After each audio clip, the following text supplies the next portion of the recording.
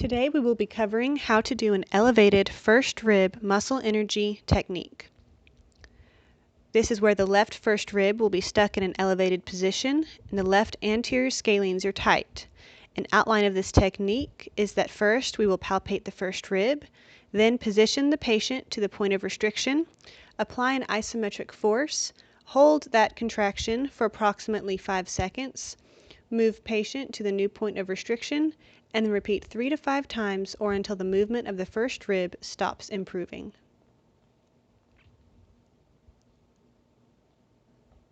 So before we begin, we will palpate the first rib by placing the head of the first MCP joint over the first rib, with the thumb of the same hand palpating the ipsilateral transverse process of T1.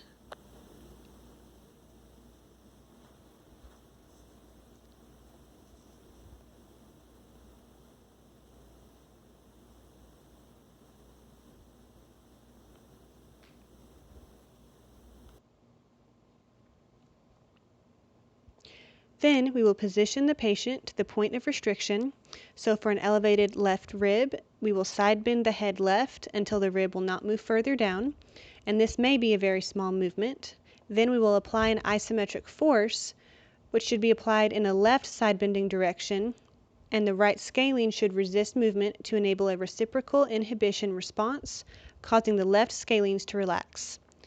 After that, holding that muscle contraction for 3 to 5 seconds, we will move the patient to a new point of restriction by repeating the same directions as in step 2, and then we will repeat the overall technique 3 to 5 times or until movement of the first rib stops improving. And relax. Don't let me move you. And relax. And don't let me move you. And relax. And this is the one that's like after this, we're going to do like is it this motion? Mm-hmm.